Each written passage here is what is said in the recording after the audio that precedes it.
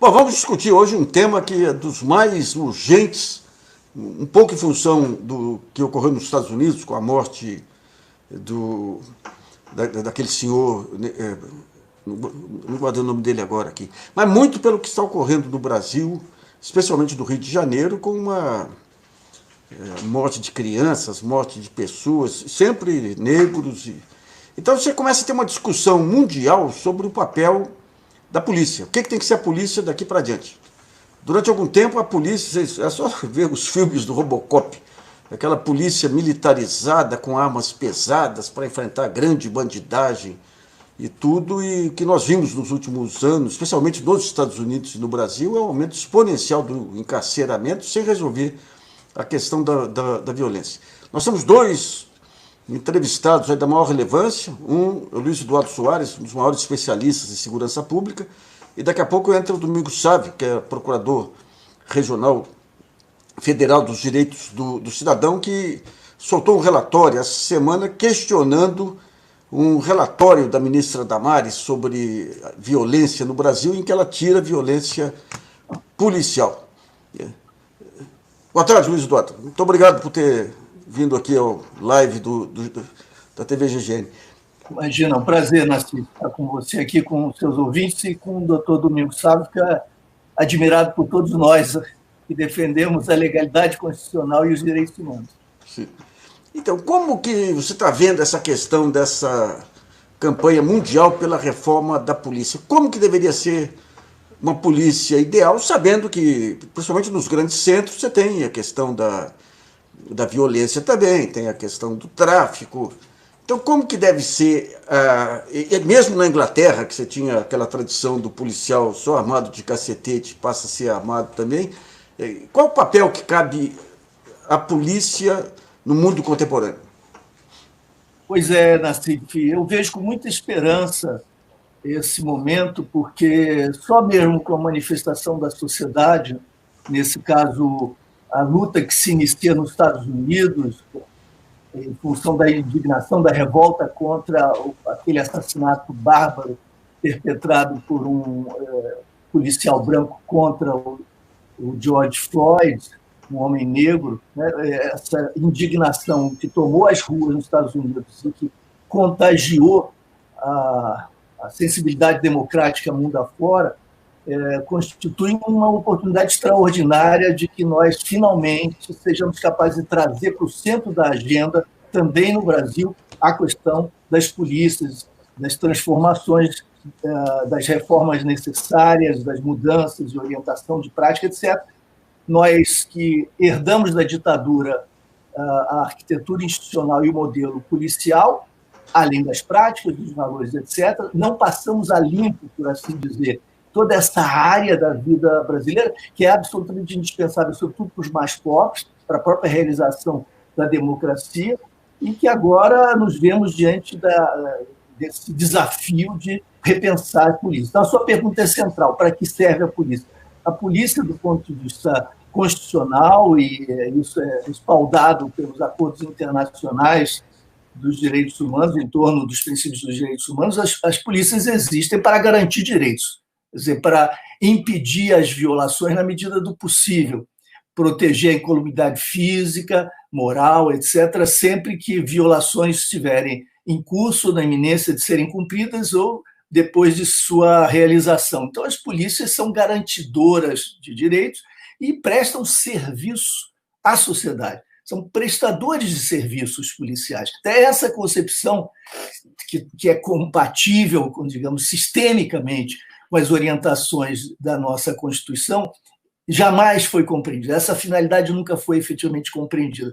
As polícias, sobretudo as militares, se veem como um órgão voltado para a guerra contra as drogas, para o enfrentamento bélico de problemas, de questões, etc., e isso tem gerado uma espiral crescente mais e mais violência, não é? Vendo o suspeito como inimigo a ser eliminado, nós acabamos produzindo esse desastre, que é um verdadeiro genocídio de jovens negros e jovens pobres nos territórios vulneráveis. Nós tivemos, só no estado do Rio de Janeiro, no ano passado, 1.804 mortes provocadas por ações policiais. Imagina isso, 1.804 mortes. Quantas delas foram investigadas e suscitaram reações da justiça, enfrentamento da impunidade? Está aqui o doutor Domingos Silveira, nosso parceiro. Seja bem-vindo aí, Domingos. Obrigado pelo convite, é uma alegria estar com vocês. Então, estamos aqui conversando sobre as finalidades da polícia, que, a meu juízo, deveriam estar voltadas para garantir direitos e para prestar serviços para a comunidade nessa matéria. E, lamentavelmente, nós temos tido o contrário, e ano passado, eu dizia, nós tivemos no estado do Rio de Janeiro 1.804 mortes provocadas por ações policiais, o que foi um recorde histórico. Mais trágico ainda, porque no ano anterior, o ano da intervenção federal no Rio de Janeiro, nós já havíamos ultrapassado todos os anos precedentes, atingindo um recorde, pois 2019 conseguiu ultrapassar esse limite. E esse ano, essa é a pior notícia, nós já estamos superando o ano anterior, de modo que essa escalada é crescente, não é nova, mas evidentemente foi intensificada com gestos, as decisões ou orientações que provieram do poder central, no caso do Rio de Janeiro, também do poder estadual. Com Bolsonaro na presidência e com o ministro Moro evocando, por exemplo, a ideia do excludente de ilicitude, que seria uma espécie de passaporte para matar, para dessa maneira como que liberar as execuções judiciais, nós tivemos, como era esperado, um banho de sangue, um crescimento ainda mais acelerado desse processo, que é um processo absolutamente intolerável, inaceitável, e que, como eu dizia, tem como alvos, sobretudo, os jovens negros, sempre pobres, nos territórios vulneráveis. E isso se dá, assim eu concluo essa primeira intervenção, isso se dá por conta da omissão cúmplice de outros segmentos da sociedade e institucionais, outros segmentos institucionais cujo dever os obrigaria a buscar um controle desse processo, né? Então, nós temos de entender que isso tudo faz parte do racismo estrutural brasileiro, que reproduz as desigualdades e que acrescenta elementos de novo tipo a todo esse processo. Né? E quando nós falamos em racismo estrutural, nós estamos nos referindo justamente a essa conjugação de omissões ou de ações que acabam convergindo para esse quadro tão dramático. Eu queria perguntar para o Domingos. O Ministério Público ele tem que ser o poder que supervisiona a polícia. Quando você tem essa violência policial, até onde vai a responsabilização da cadeia de comando? Ou seja, quando se fala numa justiça de transição, até onde vai? Vai até o tenente que comanda o grupo que comete o assassinato, ou vai até mais à frente, mais acima, os que estimulam ou deixam fragilizar, digamos, as normas de respeito à vida que deveria nortear a polícia? Eu queria agradecer o convite, dizer da alegria de estar aqui com esses Luiz ao quadrado, né? Esses dois extraordinários Luizes, que são defensores de direitos humanos, da vida, de uma forma tão incansável e consistente. Eu concluí na sexta-feira a gestão na coordenação da 7ª Câmara de Coordenação e Revisão do Ministério Público Federal, que tem por uma das atribuições o controle da atividade policial e a outra o controle do sistema prisional. Essa missão de controlar a polícia, ela foi posta na Constituição e ela é, com certeza, e depois desses 2 anos, da experiência desses 2 anos, eu diria com muita tranquilidade, ela é a maior dívida do Ministério Público com a sociedade.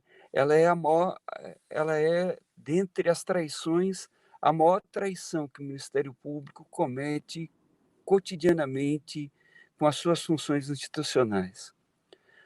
Ela é um tema maldito dentro da instituição, poucas pessoas se interessam por ela, e, curiosamente, caminhando pelo país nesses 2 anos, dialogando com o Ministério Público de quase todos os estados sobretudo, conhecendo melhor a minha casa, o Ministério Público Federal, eu pude perceber que há uma certa silenciosa cumplicidade, né, com a violência policial. Um pouco dentro daquela ideia que, se nós combatemos a polícia faz o que pode, ela é desaparelhada, ela faz o que pode, e nós estamos numa guerra de bandidos e mocinhos. De um lado, temos aqueles que infringem a lei, e do outro temos nós, os paladinos da justiça, os acusadores e os investigadores. Como o que o Ministério Público faz na ação penal é apenas reproduzir, como ele não tem capacidade de investigação, o que ele tem fundamentalmente no processo, no geral do processo criminal, há um ou outro sofisticado, alguma operação, coisa e tal, em que há uma capacidade de investigação própria. Mas no dia a dia do Ministério Público, pelo país afora, o Ministério Público come na mão da polícia. E exercer um controle sobre a polícia efetivo, combater a violência, combater a tortura, que é essa chaga cotidiana, né, que só faz crescer, e que tem como locus primordial de ocorrência as masmorras dos presídios, mas, sobretudo, as masmorras das delegacias de polícia. Quando nós pensamos que há essa relação, entre a prova que eu preciso na ação penal, para ter êxito na ação penal, e o trabalho da polícia nessas condições, a gente vê que, sem dúvida nenhuma, há muito ainda o que se fazer, mas há muito o que se fazer em termos de controle da atividade policial. O Ministério Público, são raros os locais em que isso não acontece, mas na maior parte dos locais não tem um serviço de inteligência própria, né, não só para investigar, mas para, sobretudo, cumprir esse papel de controlar a polícia. O que nós temos hoje, fundamentalmente, é uma relação meramente cartorária e formal. 2 vezes por ano, os promotores do país inteiro têm o dever de ir a delegacias de polícia, verificar o quê? Verificar a parte burocrática, verificar se os inquéritos, há inquéritos muito atrasados, e, enfim, há um relatório a ser preenchido, e esse relatório é encaminhado ao CNMP, que muito pouco dá de retorno do que vem, do que se pode fazer, de diretrizes de atuação. Então, todo o trabalho, toda a missão constitucional, está posta na nossa Constituição, de controle externo da atividade policial, hoje ela é, essencialmente, salvo raras e honrosas, e por isso mesmo exceções que afirmam a regra, ela se dá através do preenchimento de um relatório 2 vezes por ano. O trabalho que a gente tentou fazer ao longo desses 2 anos à frente da 7ª Câmara foi de tentar dialogar um pouco mais, nos aproximar e dialogar com a sociedade civil. É a população que sofre a violência, que se tiver no Ministério Público uma aliada, pode começar a virar esse jogo. Mas o que eu diria, e aí a minha tristeza ao final desses 2 anos, é perceber que há uma triste cumplicidade do Ministério Público com a violência policial, do Ministério Público com esse estado de coisas de uma polícia que mata, né, muito mais do que protege a população. Eu queria ver com o Luiz Eduardo Soares, pegando um pouco o gancho que o Domingos colocou, dessa questão o Ministério Público sem ascendência maior, sem um controle maior sobre a Polícia Militar. Por outro lado, você tem a Polícia Civil. Nós tivemos aqui aqueles episódios de maio de 2006, aquele morticínio aqui, em que a Polícia Civil foi ameaçada pela Polícia Militar, efetivamente, os que tentaram investigar. nós tínhamos antes, aí dos anos 30, nós tínhamos as polícias estaduais como milícias dos governos. Hoje, eu queria que você analisasse dois pontos. A polícia militar, da maneira como é montada hoje, ela se tornou uma ameaça, eu não digo em todos os estados, mas no Rio de Janeiro, principalmente, com a questão das milícias e tudo, ela se tornou uma ameaça à própria ordem legal constituída. E como se dão, como é que é essa relação da Polícia Civil com a Polícia Militar aí no Rio de Janeiro, Luiz Eduardo?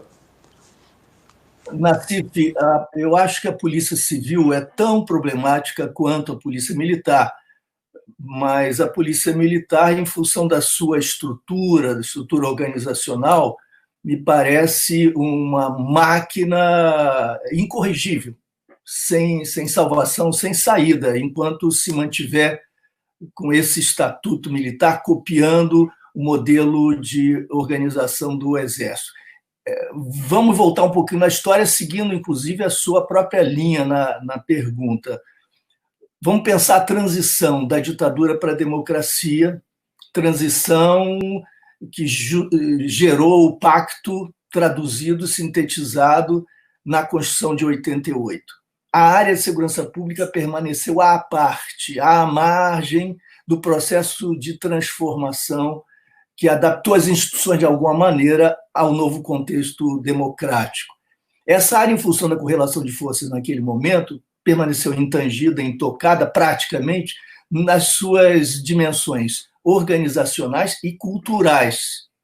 Os seus valores, práticas, foram preservados na medida em que a nossa transição foi a transição negociada pelo alto, com essa anistia generalizada, inviabilizando qualquer possibilidade de afirmação de uma justiça de transição, que teria sido absolutamente crucial, que nos teria salvado das ameaças hoje do fascismo. Com esse revisionismo histórico absurdo, que está no centro mesmo, né, da legitimação do poder ditatorial que se anuncia e que é, digamos, uma ameaça permanente contra a democracia. Nós não passamos nem pelo momento de verdade. Houve depois a Comissão da Verdade, com poderes muito limitados, né? Nós sabemos disso. Esforços respeitabilíssimos, admiráveis, mas com efeitos limitados, é claro. Se nós tivéssemos passado pelo momento da verdade, mesmo que não tivesse havido responsabilização criminal, penal, etc., teria sido impossível hoje recuperar a ditadura e homenagear torturadores, assassinos, criminosos, estupradores, né? Como é o caso desse brilhante Ustra, que é herói do presidente e que é o pior tipo de criminoso que nós poderíamos encontrar na sociedade. Esse tipo de possibilidade não existiria.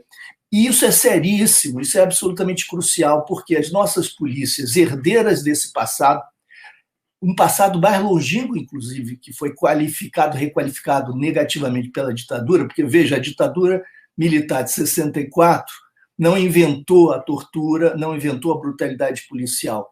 Nós já tínhamos antes polícias que serviam às classes dominantes, serviu originalmente ao poder escravagista.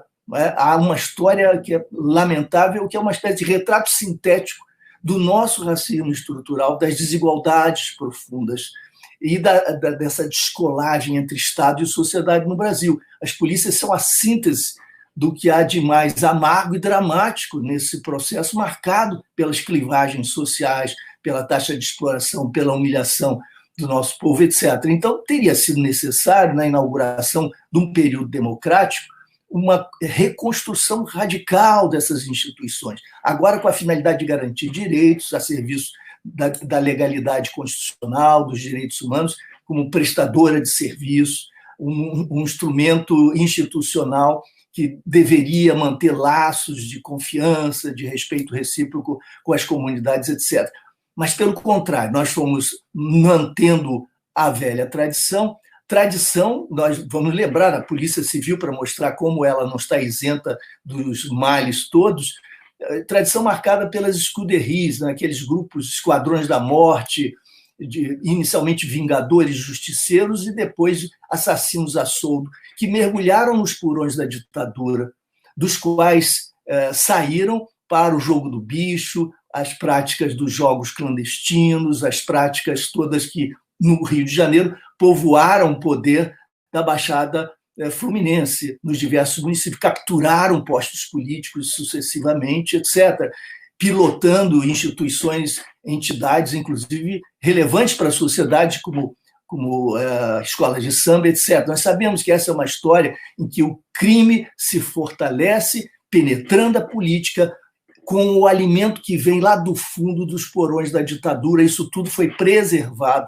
E agora chega ao poder o grupo que advém dessa história, que passa pelas milícias, que se politiza. Então, o que nós tínhamos no Rio de Janeiro? Polícias, aqui tanto militar quanto civil, que eram bolsonaristas avant la lettre, eram bolsonaristas antes de Bolsonaro, preparavam o advento sebastianista, messiânico de Bolsonaro. Os seus valores eram já aqueles, e quando surge essa figura, Bolsonaro, ela como que encarna o espírito miliciano, já em curso, que já prosperava com liberdade por conta dessa cumplicidade dos poderes das instituições, a cumplicidade à qual se referia o doutor Domingos Sávio. E o que nós temos a partir daí é a inscrição na política desse espírito miliciano, ou seja, Bolsonaro encarna esse espírito e o inscreve na política. E que espírito é esse? São esses valores que nada tem a ver com legalidade. Há um grande equívoco por parte da mídia em geral, da mídia conservadora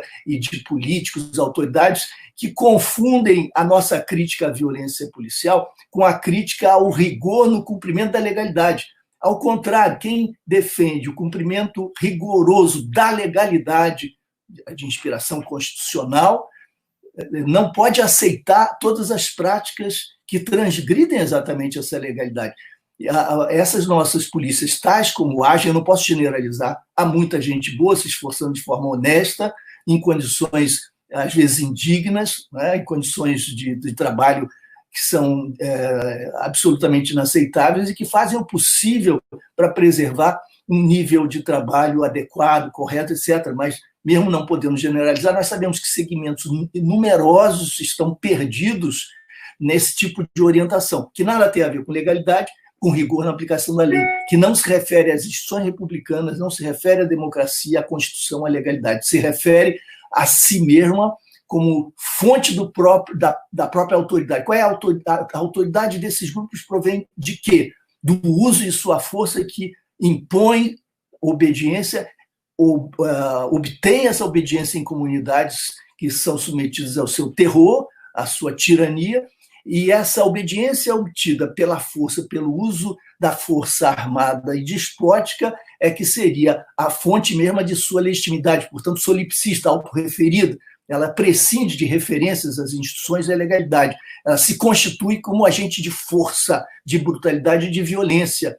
E o seu sucesso, digamos, a sua sobrevivência como esse animal brutal, é como se fosse a legitimação da sua própria existência. O que é o bolsonarismo, se não isso? A constituição das suas próprias referências por conta de suas convicções e dos seus próprios valores, com independência relativamente às circunscrições institucionais e legais.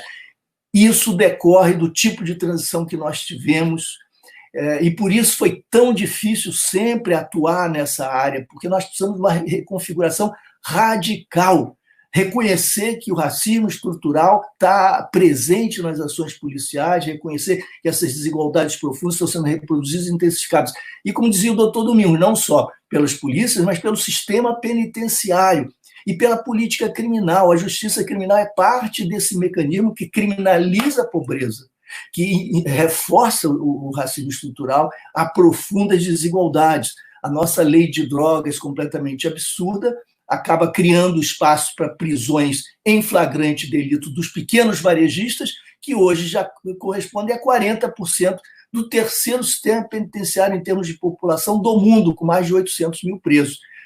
40% deles aí envolvidos em negociações de substâncias ilícitas sem uso de armas, sem prática de violência, sem vínculo com organização criminosa, vínculo que se estabelecerá dentro do sistema penitenciário, porque o Estado não cumpre suas responsabilidades, não aplica a LEP, a Lei de Execuções Penais, E o sistema está dominado por facções criminosas. Então, entregando a nossa juventude às facções, a juventude presa, para sobreviver, vai ter de aceitar a proteção da facção que domina o sistema, em cada caso, e depois essa proteção vai ser cobrada sob a forma de lealdade, subsequentemente a saída da prisão, o que significa nós estamos contratando violência futura, entregando força de trabalho jovem gratuitamente a essas facções, as fortalecendo, portanto, e destruindo a vida de centenas de milhares de jovens, sem qualquer benefício de qualquer espécie, em qualquer dimensão.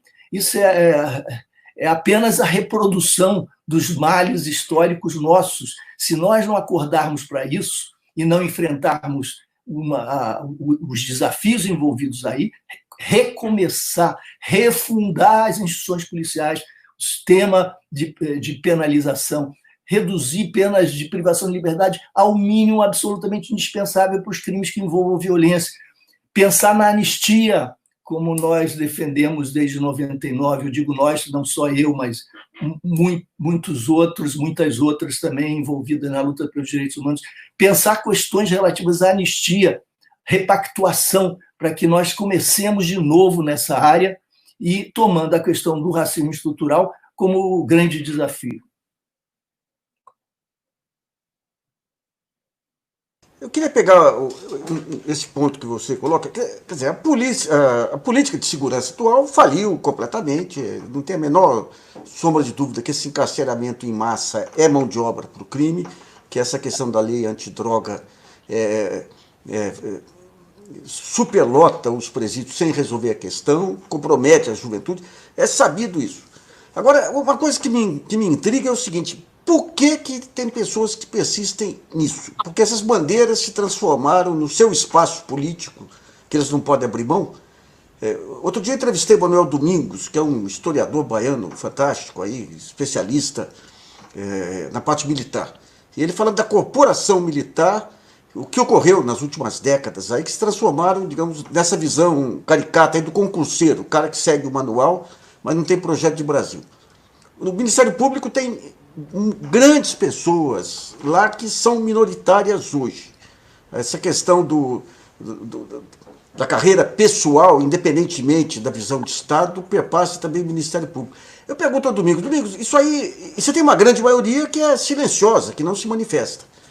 Isso, o que acontece? O Brasil deu uma mudança radical, digamos, na formação das figuras públicas, das corporações públicas, dos homens públicos, da mídia. E tudo nós estamos num momento em que essa onda conservadora, essa onda de ultradireita sufoca, mas lá na frente você tem condição de reativar dentro do Ministério Público as pessoas que têm esse compromisso com os direitos, dentro da polícia. É irreversível ou tem volta lá na frente, Domingos?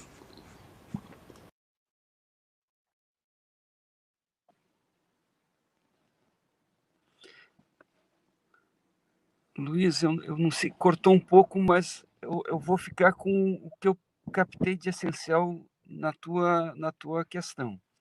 A gente precisa ter claro que dentro do Ministério, hoje, o Ministério Público vive de uma forma muito forte uma crise da defesa dos direitos humanos. É algo defender direitos humanos no Ministério Público estadual, federal, enfim, do trabalho, e isso, um pouco dessa experiência que eu tive ao longo desses 2 anos interagindo pelo país inteiro, a defesa de direitos humanos é um tema absolutamente marginal.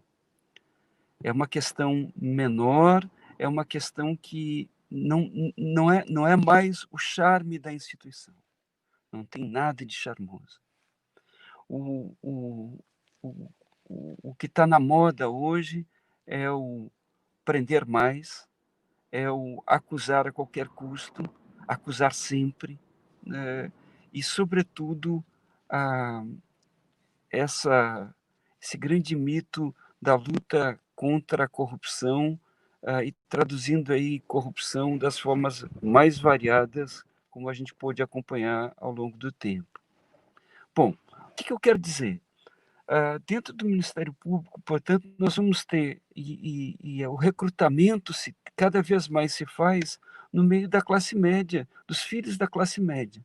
Aqueles que saem da mesada, que recebem dos pais, para um cargo de promotor ou procurador da República em localidades pequenas do país.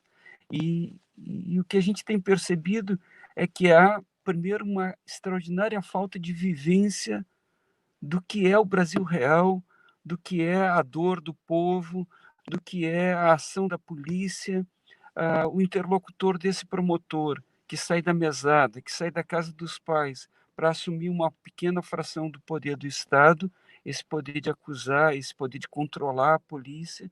Um dos seus primeiros interlocutores, quando ele chega na função, é exatamente a polícia.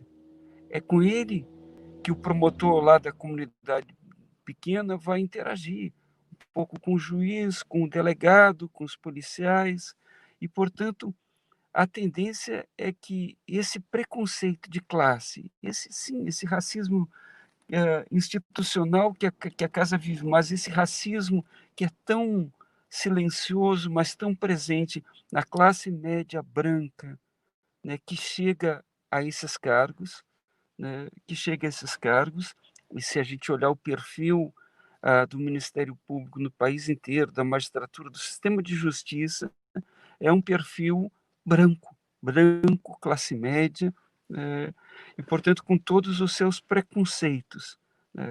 É isso que nós temos. Esses são os agentes que estão aí à frente. E, portanto, eles trazem para dentro da instituição, né, replicam, né, esse seu silencioso racismo. E isso vai aparecer de uma forma muito, mas muito forte, e essa é uma experiência que eu venho tendo, porque atuo no Superior Tribunal de Justiça em turmas criminais, e, portanto, tenho tido a possibilidade de ter uma visão do processo crime no país inteiro, que são os processos que chegam lá, sobretudo através de habeas corpus, mas é perceber como, de uma forma irracível, né, o Ministério Público vem perseguindo pobres e pretos, sobretudo naquilo que é hoje o grande volume de trabalho, que é encarcerar o pequeno, o minúsculo traficante. Há coisas assim impressionantes, né? Eu gosto sempre de dar um exemplo que diz respeito ao Tribunal de Justiça de São Paulo. O Tribunal de Justiça de São Paulo, de onde se deveria esperar uma atitude de vanguarda, uma atitude de uma interpretação inteligente e progressista das leis penais, sintonizadas com a nossa realidade carcerária, que é uma realidade bizarra, o que nós encontramos ali. E pego sempre só esse exemplo. Dentro da nossa trágica lei penal, nós temos um instituto que tem algo de bom, que é o tráfico privilegiado, que acontece quando? Quando o réu é um traficante eventual com pequena quantidade de droga, né, e é primário e tem bons antecedentes. Nesses casos, a pena, que normalmente é de 5 anos de reclusão, ela pode ser reduzida em 2/3, portanto, ela fica em 1 ano e 8 meses. O que faz o Tribunal de Justiça de São Paulo sistematicamente, sempre? Ele confirma sentenças que vão nessa linha, que condenam, portanto, reconhece o tráfico privilegiado, que era para não ir para a cadeia, para dar uma segunda chance. Ele reconhece a existência do tráfico privilegiado, aplica, confirma a pena de 1 ano e 8 meses, mas determina que ela se dê em regime fechado. Veja que loucura! 1 ano e 8 meses que ficaria no regime aberto, porque é tráfico, e só porque é tráfico, porque são pobres os réus, porque são pobres e negros os réus, eles mantêm em regime fechado. Portanto, o que é isso? Isso é, quero acreditar que por ingenuidade, um sistemático recrutamento para as facções criminosas desse conjunto, dessa parcela da juventude negra desse país. isso é ou não é racismo institucional? Quando nós olhamos o que vem acontecendo, um outro tema que agora está muito em debate, que é o tema da Covid-19 nos presídios, aplicação ou não da recomendação 62 do Conselho Nacional de Justiça, que é uma excelente decisão daquele conselho, que recomenda a flexibilização das penas, enfim, a, a, a progressão mais rápida de regimes, uma série de boas medidas. O que nós temos visto acontecer? Um olhar que é um olhar que, diante da iminência da morte, porque é isso que nós vivemos hoje nos presídios brasileiros, um processo de genocídio pela Covid. Como é que eu evito a contaminação de milhares de pessoas em cadeias superlotadas? Eu não evito. Mas, apesar disso, os juízes do país todo, sempre com suas raras exceções que confirmam a regra, eles vêm acreditando no poder mágico, como se não conhecessem as cadeias, ou talvez muitos deles não conhecem as cadeias, a realidade carcerária. Eles vêm acreditando que as medidas de isolamento propostas pelas administrações penitenciárias são suficientes para evitar a propagação do vírus. E vem aplicando com muita timidez, né, criando argumentos para não aplicar a recomendação 62 do Conselho Nacional de Justiça. E o curioso, uma das figuras que foi beneficiada pela recomendação 62 do CNJ foi o ex-deputado Cunha. Nós vemos que há um silencioso tratamento entre aquele pequeno traficante, aquele que tem crimes, e sempre o que o Ministério Público defende, o que a recomendação do CNJ defende, é que isso se aplique, essa flexibilização da prisão em razão da pandemia se aplique aos crimes que não foram praticados com violência ou grave ameaça. Essa é a ideia. Essa é a ideia. O tráfico, portanto. Né? Mas o que nós temos visto é que na sua aplicação, né, na sua não aplicação, a argumentação que se constrói é uma argumentação que, de uma forma muito clara, reflete esse preconceito, né, esse racismo institucional que perpassa o Ministério Público e perpassa todo o sistema de justiça. A gente tem uma dúvida aqui em casa, sempre converso com a esposa aqui, que é colega do Domingos na PFDC, sobre o que teria gerado essa geração atual, grosso modo chamado de concurseira, mas o pessoal que tem em mente, digamos, a sua carreira pessoal sem esse compromisso com o país, que não é só no setor público, você tem no setor privado também, né? Uma das teses é que você teve um período de formação dessa geração, nos anos 80 e 90, você teve a completa despolitização aí do ensino, das discussões. Na minha infância, na minha adolescência, lá atrás, nos anos 60, a gente discutia temas nacionais, discutia a seca do Nordeste, discutia a questão da miséria, e depois você passa a ter essa questão da ascensão pessoal, que até o próprio sindicalismo do ABC, do Lula, chamado sindicalismo de resultados, chamava para isso. Né? Eu queria ver com o Luiz Eduardo, como é que você interpreta essa geração atual de homens públicos, no judiciário, na mídia, no Ministério Público, na polícia? O que ocorreu com o Brasil? Em que momento que se perdeu a alma brasileira? Olha, Nassif, essa é a grande pergunta, a pergunta da minha geração, né?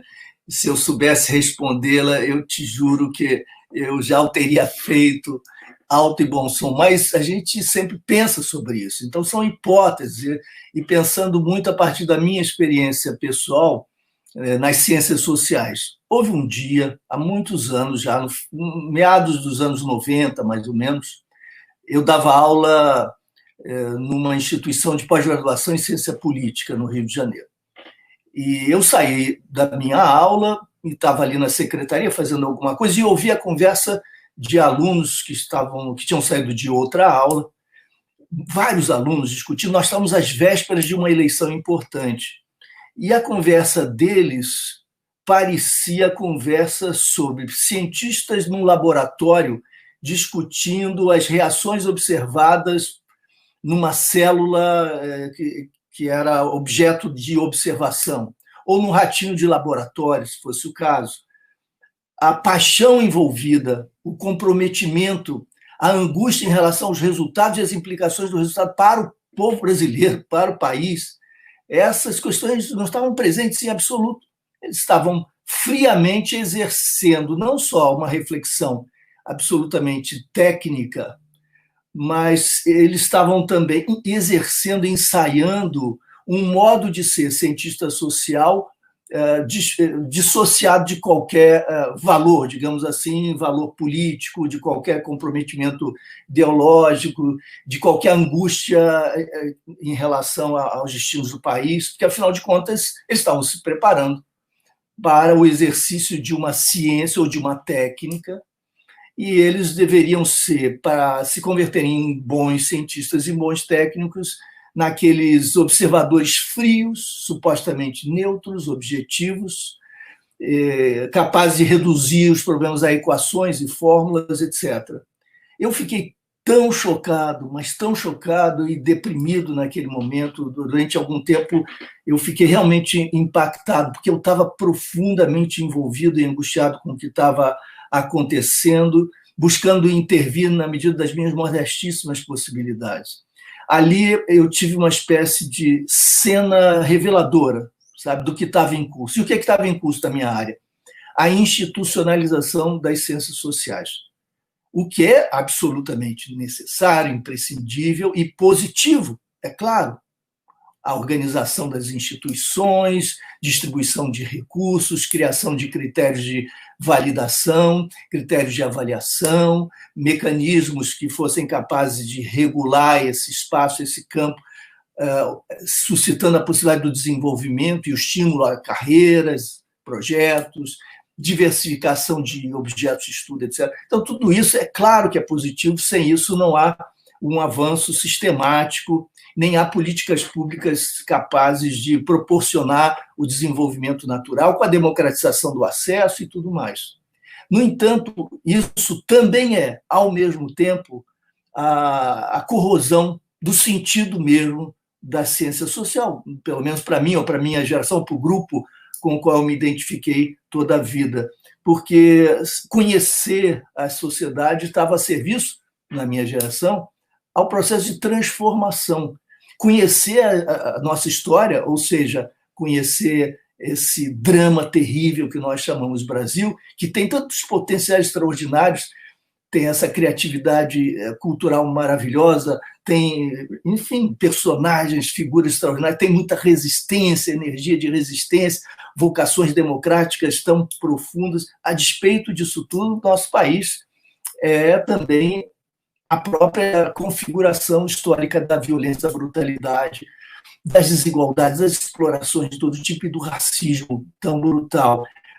Então, estudar significava conhecer esse país para ajudar a transformá-lo, conhecer alternativas, imaginar alternativas, possibilidades, trabalhar com modelos utópicos no sentido de que eles pudessem nos orientar, servir de referência.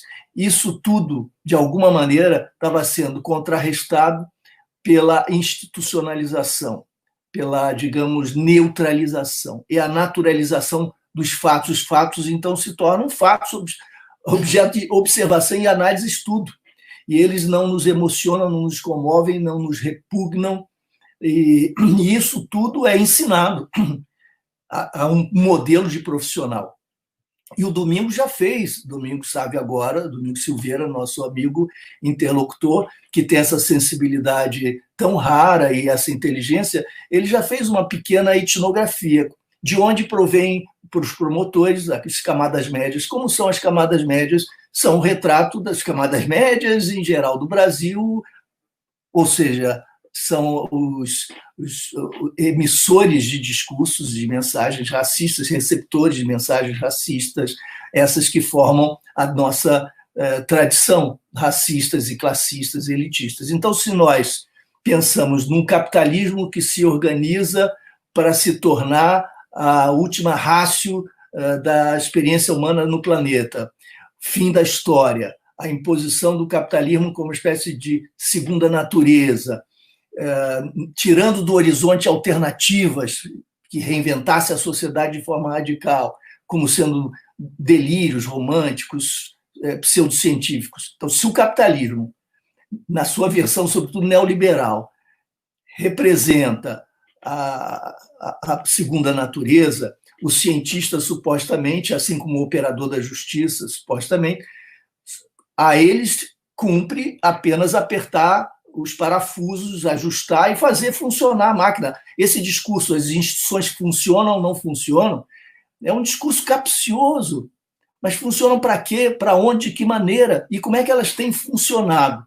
Essa democracia, nós a defendemos, ela está ali consolidada na Constituição de 88, nós defendemos o Estado Democrático de Direito, mas esse Estado Democrático de Direito, que está ali posto como um horizonte de expectativas e um norte, uma orientação geral para a reinvenção da sociedade brasileira, jamais existiu substantivamente, pelo menos para todos.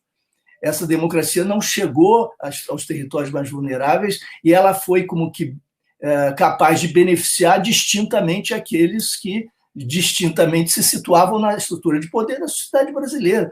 Então, quando nós observamos o capitalismo como a última ratio da experiência humana no planeta, como o fim da história, um horizonte de utopia rebaixado, anulado, quando o capitalismo é a própria natureza da sociedade e qualquer um que se opõe a isso é visto como uma espécie de incompetente, incapaz de reconhecer a positividade dos fenômenos, tais como eles são, então cumpre a todos nós apenas ajustar os mecanismos e fazê-los funcionar.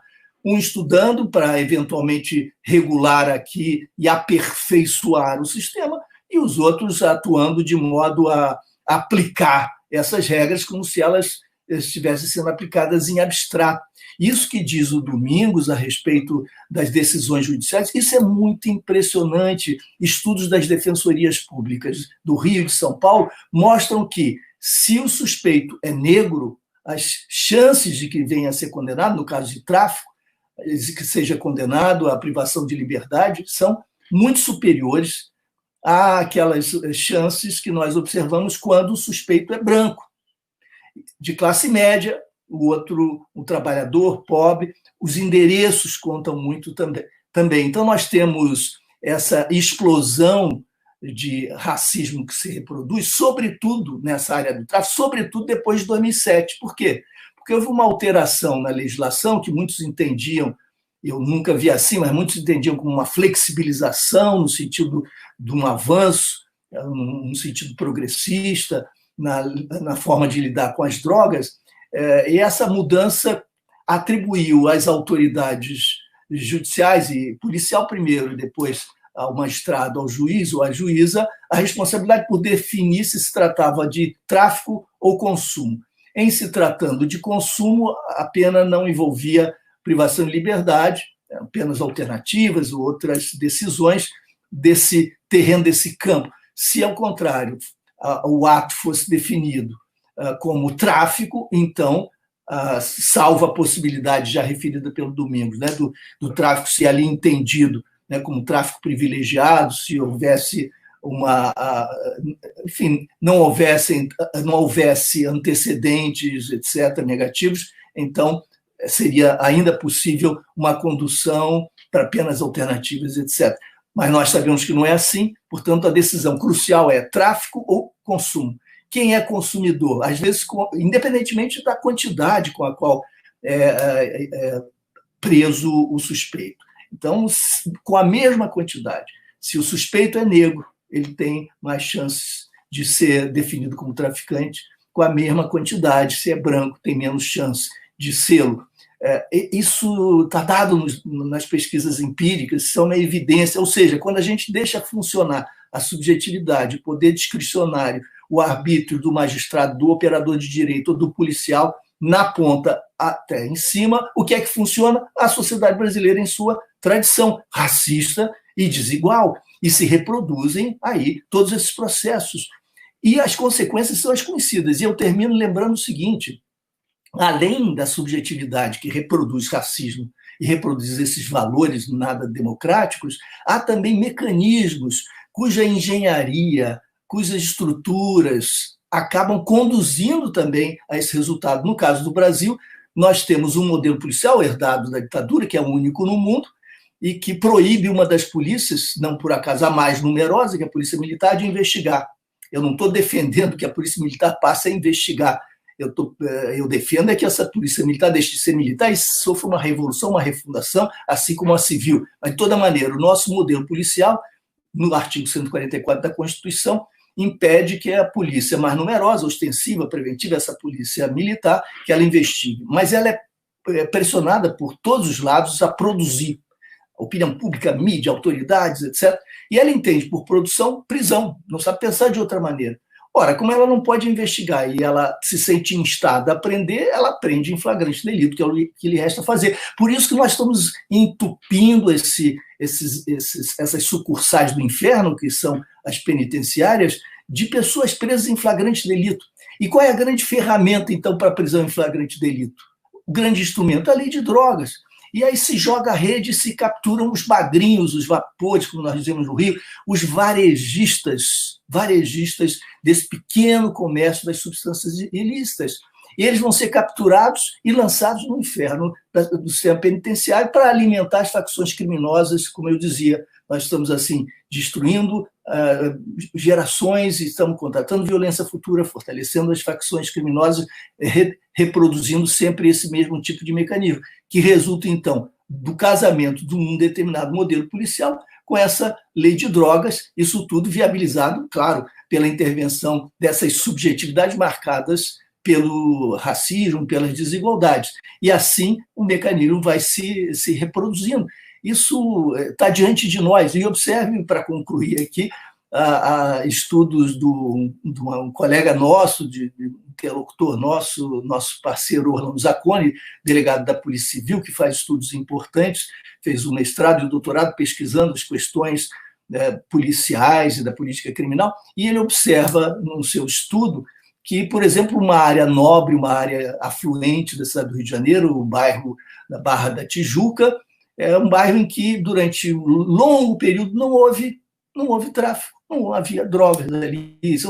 Se isso fosse verdade, seria um case mundial, né? O que acontece nesse bairro para que se resolva um determinado problema que nenhum país do mundo democrático conseguiu resolver? Não há inquéritos, não há investigações, não há problemas de drogas ali. Por quê? Porque ali nós temos condomínios.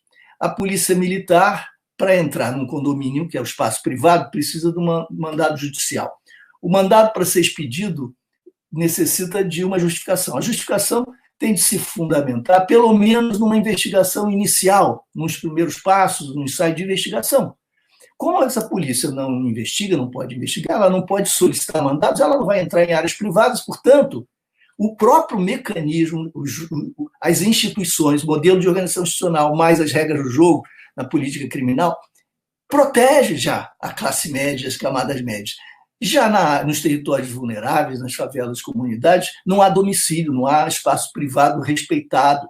Então, as polícias tradicionalmente entram com o pé na porta, sem mandado, violando direitos elementares. E aí operam essas prisões dos pequenos operadores do comércio varejista. Nós estamos, portanto, perdendo muita gente, estão morrendo inocentes, morrendo suspeitos, até policiais morrendo também, gastando fortunas para fazer se reproduzir um mecanismo infernal de destruição de vidas humanas. Isso tudo a serviço da segurança pública? Não, da reafirmação e do aprofundamento do racismo estrutural e das desigualdades. Deixa eu entrar um pouquinho na minha seara para ver, a gente tentar ver daqui para diante o que pode acontecer aqui, né? Todo esse movimento foi precedido de movimentos na mídia, sei dos anos 2005, 2006, até em cima daquela campanha do desarmamento conduzido pela Veja, onde se descobre aí uma tendência que vem dos Estados Unidos, de um público assumindo o preconceito, assumindo alguns pontos de ultradireita. Toda aquela jogada, aquele movimento de despolitização, de criminalização da política, no plano econômico, aquele neoliberalismo selvagem. Aliás, eu vejo colegas hoje chorando lágrimas de compaixão em relação aos pobres mortos, que tem relação direta. A violência não começa na polícia, começa no Banco Central. Agora, a gente está tendo agora, em função do próprio fenômeno Bolsonaro, do choque trazido pelo Bolsonaro, e agora esses movimentos internacionais, a mídia começa a redescobrir aqueles valores intemporais da civilização, da solidariedade. Domingos, você acha que isso aí é um movimento que se esgota mais à frente, assim que passar, ou pode trazer mudanças, pode fortalecer aquelas áreas das corporações que hoje ficam em cima do muro, pode trazer de volta um pouco mais de sensibilidade para as políticas públicas? Como é que você vê, digamos, no seu meio, o impacto desse discurso de solidariedade, desse discurso antirracial que ganhou espaço nesses dias por conta dos últimos episódios?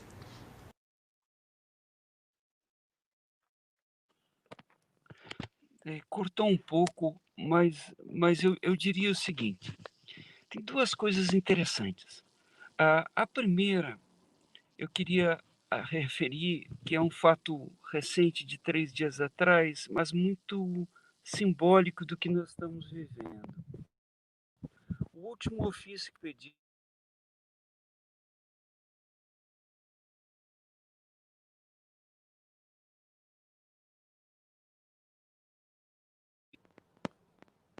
Sabe por que sumiu a voz aí? Vamos tentar ver de novo.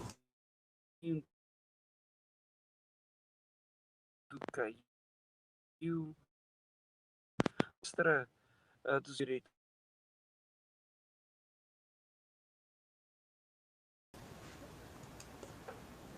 O Domingos ele está no celular, lá deve estar.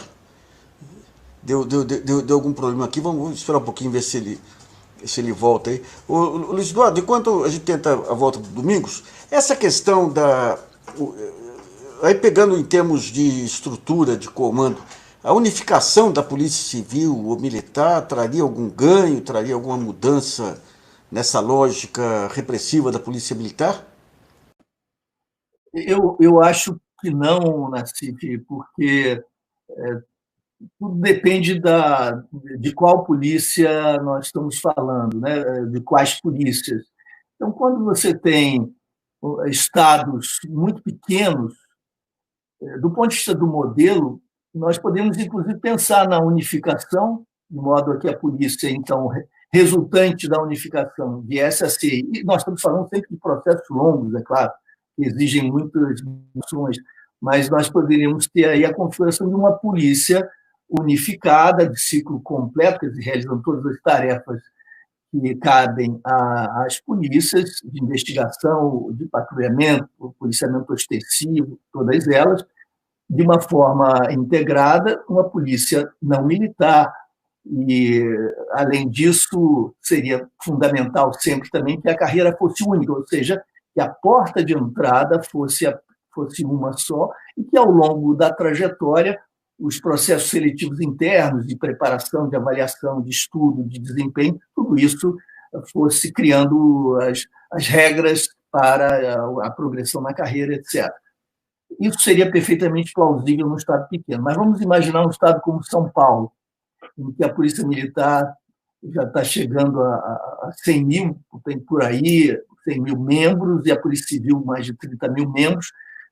Nós temos problemas já imensos com essas polícias. Se nós as unificássemos, nós teríamos um problema ainda maior, potencializado, e teríamos algo como metade do Exército Nacional, aproximadamente, e funcionando regularmente, enfrentando situações diárias. Isso consistiria num desafio potencial, né, para as Forças Armadas. Nós teríamos aí a criação de um ator com um potencial político desestabilizador muito perigoso. Então, não me parece que faça nenhum sentido isso, os problemas das polícias paulistas, em parte, decorrem das suas dimensões. Não é? Então, no caso de São Paulo, seria muito mais razoável, e a Luiz Erundina, por exemplo, defendia isso há tantos anos, e outras personagens da vida pública também, que nós tivéssemos polícias municipais, polícias metropolitanas, muito diferentes de acordo com as regiões do Estado e as necessidades de cada região. E nós podemos imaginar que a Amazônia não possa ser policiada da mesma maneira que em São Paulo, Rio, Minas Gerais, etc. Cada estado, no Brasil sendo continental, oferece variações muito grandes, e um modelo único acaba sendo inadequado, de alguma maneira, em função dessa pluralidade. Por isso, me parece que o mais razoável seria respeitar o federalismo, no sentido da descentralização, e atribuir aos estados a possibilidade de, com a sociedade, discutir com os profissionais, etc., um caminho de transformação que garantisse princípios fundamentais. Primeiro, que as instituições novas que derivassem desse processo de transformação tivessem compromisso com o que a Constituição define, fossem, portanto, instituições voltadas para a garantia de direitos e para prestar serviços à população, impedindo violações, prevenindo-as, e trabalhando na persecução criminal, etc., de uma maneira adequada e legal. E que, além disso, todas as instituições não fossem militares e que elas cumprissem todas as atividades policiais, ou seja, mantivessem o ciclo completo e tivessem a garantia de que ofereceriam aos profissionais uma carreira única para evitar essas duplicidades que nós temos hoje nas polícias, porque cada polícia no Brasil são duas, né? A polícia militar são duas, a polícia civil são duas, com entradas diferentes, né? Entrada para delegado, para agentes, entrada para praças e para oficiais. Isso gera problemas internos gravíssimos de coesão, de identidade, enfim. Então, nós teríamos polícias com configurações distintas, ou unificadas, ou regionalizadas e municipalizadas, pelo menos nos municípios maiores, sempre não militares, ciclo completo e carreira única, com controle externo garantido com a participação da sociedade, com a formação definida nacionalmente, não com uma camisa de força, mas por um conselho de educação policial que nós nunca tivemos, como acontece nas universidades. O engenheiro é engenheiro, no Acre ou no Rio Grande do Sul, independentemente de ser civil, eletrônico, o que seja, conhece uma base elementar que o define como engenheiro. As polícias não, nós já tivemos no Rio de Janeiro formação de polícia civil em 2, 3 meses, e temos outras com exigências anuais, então, os currículos completamente distintos. Então, respeitando a diversidade das tarefas e das regiões, há o ciclo básico comum necessário, há necessidade de avaliação sistemática desses processos de formação. Então, é um conjunto, esse conjunto está todo ele presente na PEC 51, a proposta de emenda constitucional 51, que foi apresentada pelo senador Lindbergh Faria em 2013 ao Senado Federal. Essa proposta está lá e ela resume propostas que provieram de movimentações entre profissionais da segurança pública, inclusive policiais, pesquisadores, etc. É pelo menos uma referência importante para o debate, Nassif. E é claro que, paralelamente, para que essas coisas funcionem, nós teríamos de ter mudanças na política criminal, a mudança na política de drogas é indispensável, no sistema penitenciário, reduzindo privação de liberdade só a casos de violência, etc. Enfim, há um conjunto aí de iniciativas que têm de ser conjugadas, têm de se somar, isso tudo ligado, claro, na sociedade, aos esforços todos na área econômica, na área cultural, para que a gente focalize o racismo estrutural, as desigualdades e defina modos de superação. Bom, Luiz Eduardo, queria agradecer muito a sua participação. O Domingos, infelizmente, caiu, mas teve uma outra participação de altíssimo nível. Acho que foi um programa plenamente satisfatório para a gente pensar esse que talvez seja um dos pontos centrais aí da construção da cidadania brasileira. Mais uma vez te agradeço. Vamos ver se a gente faz outras rodadas como essa aí. Obrigado, Nassif. Prazer. Um abraço.